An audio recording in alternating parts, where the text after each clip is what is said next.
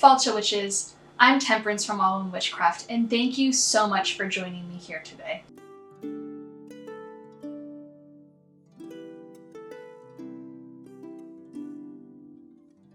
We're going to explore today how to find your God, what it looks like to have an organic connection versus forcing that connection, the role of your ancestry to finding a God. We're also going to be exploring the utilization of gods without actually worshiping them as your patron or patroness. So how to find your God. There's lots of ways that this can be done. And I think it's important to point out this does not have to be the first thing that you do. You're going to pick up a book, they're going to be talking about it, and you're going to be like, I need to find a God. I don't know where to start. If you want this to be your starting point, square one, you want to have a spell, you want to have someone that you're going to be giving it to and inviting in and working with, hats off to you, that's awesome. But it doesn't have to be your first step. And many witches are secular, or they just haven't found the right god or goddess to work with. The best way for you to find your patron is to stop looking for them. I know that sounds counterproductive, but I promise you that it's not. Once we stop forcing that, we open up the channels and we open ourselves up to receiving whatever wants to let itself through. So let's say you push it and you're just not finding your fit, and then you're like, you know what, I'm gonna give it a rest. Kind of like when you lose your keys in your house and you're like, okay, I'm gonna give this a rest for a second and then I'm gonna go back and look around, okay? So you're gonna do the same thing. You're gonna stop and you're just going to sit. And you're gonna allow, whether it be a day, a week, however long it takes you, you're gonna just allow whatever comes through to come through, and you'll start noticing little signs and symbols and recurring themes will pop up again and again. So when I found mine, I had grown up near the beach, on the water. I was on a regatta team for a lot of years. Boats were always present. If I wasn't in the water, I was thinking about the water. And anytime that there was a holiday or memorial or a wedding, whatever life event occurred, I found myself going back to the beach and being like, thank you. So when I was putting two and two together a few years ago, I was like, I feel called here, I feel drawn here. Let me explore that. And that's when I really started that connection of seeing the signs. I have another friend who sees, butterflies everywhere, another friend who sees fruit everywhere. So it really it comes down to what you're willing to let in, and at the point in which you're open to receiving, you'll start noticing these symbols and noticing these signs, and you can start researching what they mean for you, and if they do mean anything to you. I find that a lot of the times the gods that are called to us or that we're called to might not necessarily be the ones that you first read about in a witchcraft book. There's a very real element of research when you're looking for a deity or a higher power.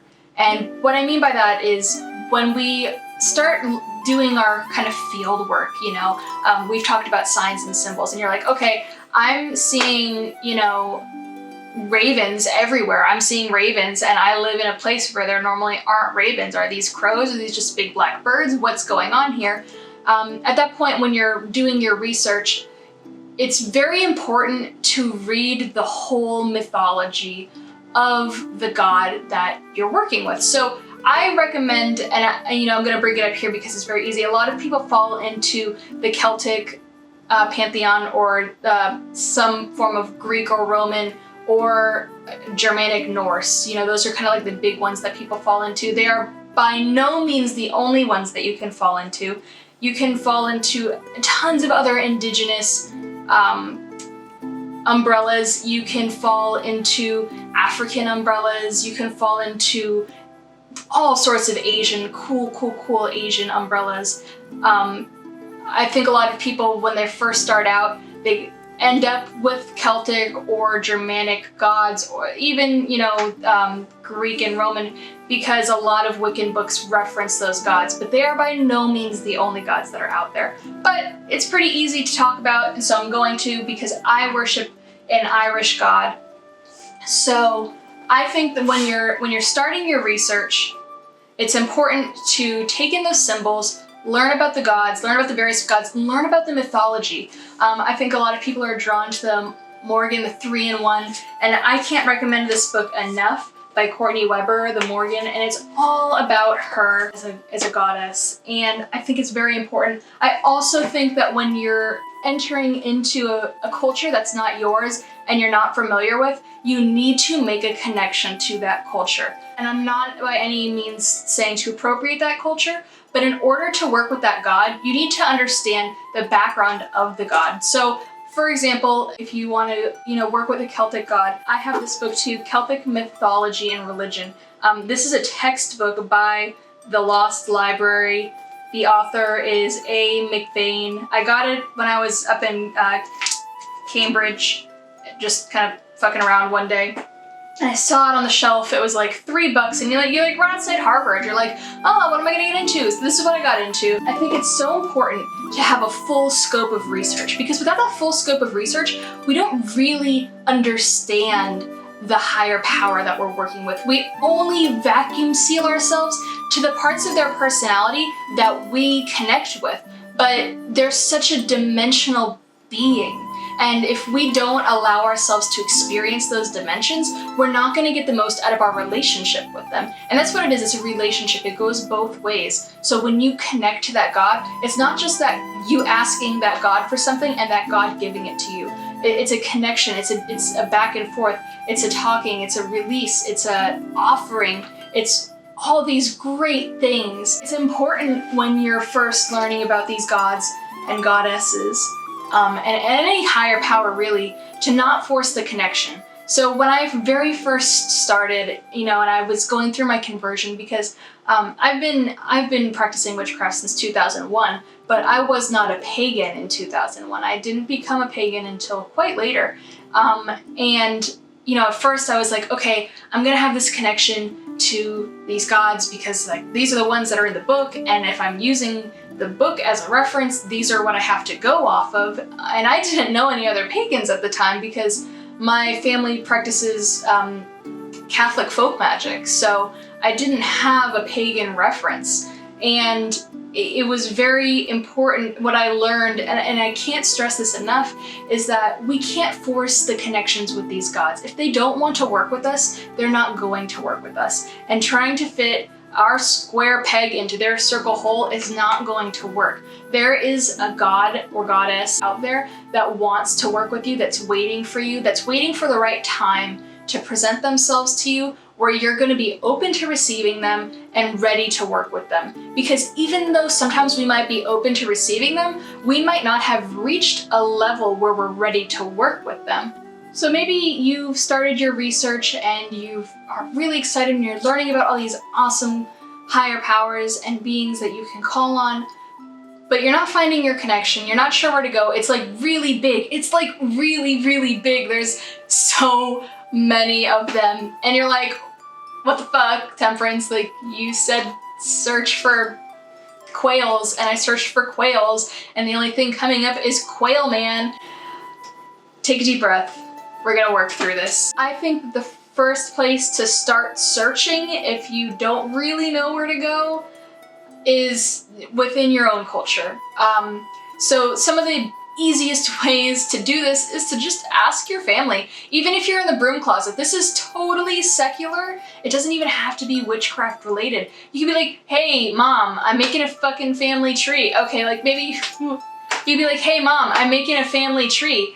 Can you help me? And then be like, where did this person come from? Where did that person come from? Where did we come from? And that's a great way to get started. So you might be surprised. You might find things in your family tree that you never knew about. If you don't have any living family, or you're in a bad relationship, or you're estranged, whatever the situation is, and you don't really know your lineage, there's always sites like Ancestry.com, 23andMe. My personal favorite is Nat Geo. Now I'm gonna take that back. I got an Ancestry DNA test, and I wish I had gotten Nat Geo. It's a little bit more expensive. It's worth all the money. One of my friends did it, and her test was so more detailed than mine was. They run sales, so now you might be like, Temperance, fucking broke.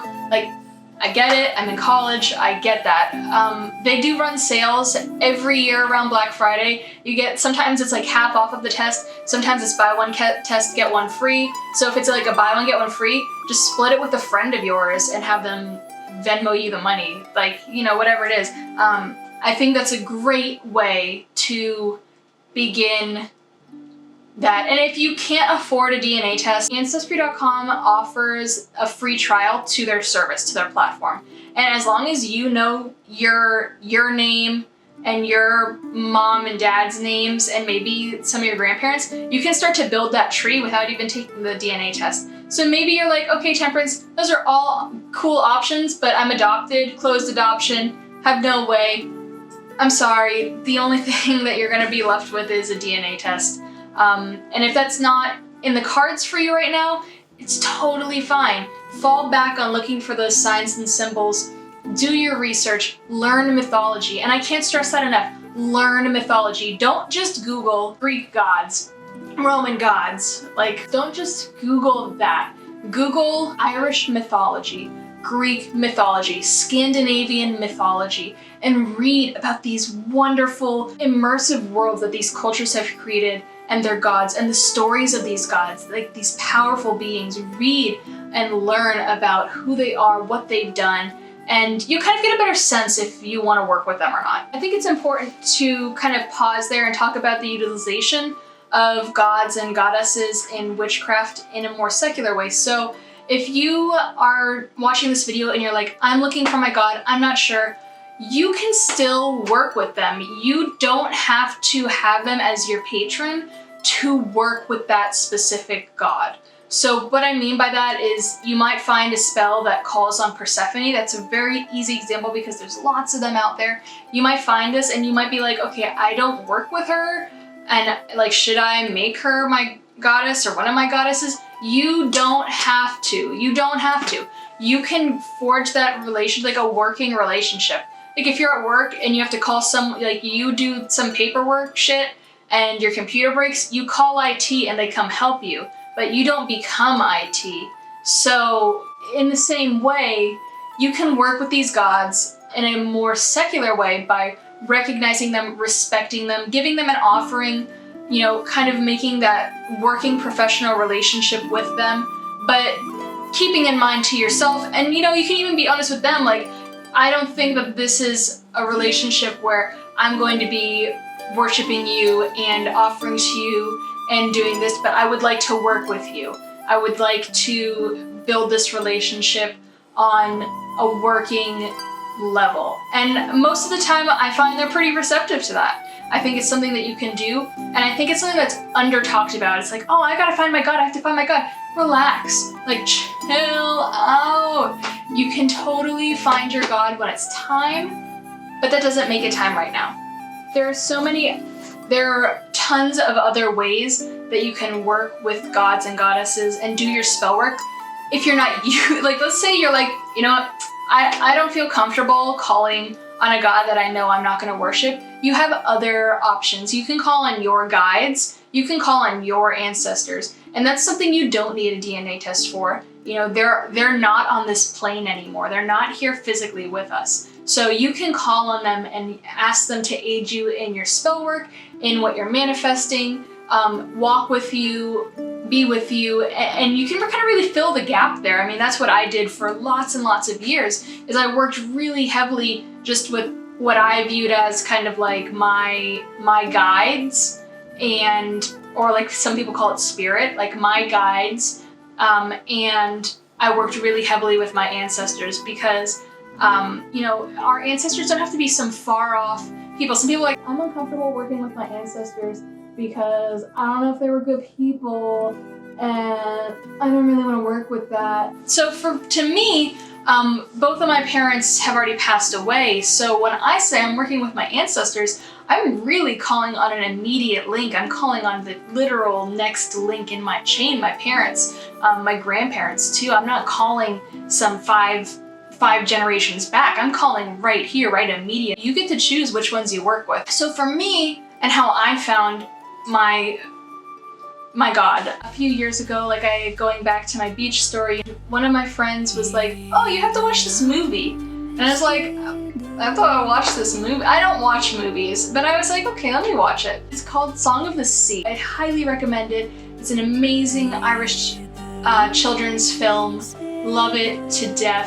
But they talk about McLear in the film. And I was like, this is so cool. Let me look at this. So I Googled it from that point, and I knew of Manannán mac Lir from just reading mythologies, and I went to the beach literally the next day because it was a really nice day out. I was like, I'm gonna go to the beach. So I went to the beach and I was still thinking about it, and I stood in the water. I don't like to like get all the way in because then you have to like get the sand off and get in the car and like drive and you're all sticky. So, you know, I stepped in the water, and I live in South Florida, so the beach is not a new thing to me, but I stepped in and all these little fishes started circling around each of my legs. I've never had that happen before. And I looked up and I was like, this is it. This is who's calling me home. And throughout that time, it's been a few years since then, it's really been confirmed with me that that's who I'm supposed to be working with. I also work with Mars. I work with Loki. Now it's important to note that I worship Manannán mac Lir. I work with Mars and Loki. I don't use them as primary gods. I do occasionally also work with Lilith, but she is not a goddess that I have an altar to in my house. That's more of a working relationship, but I do have one for mac Lir and a few others. So to recap, we've gone over how to find your god, how to research for your god, how to see the signs and the symbols when you're working with your gods or you're looking for your gods, the role of ancestry in looking for your gods. We've gone over how to work with gods in a secular way, and we've talked a little bit about myself. So I hope that kind of clarifies the topic. It maybe points you in the right direction. If you have any questions, please feel free to reach out to me, and thank you so much for joining me.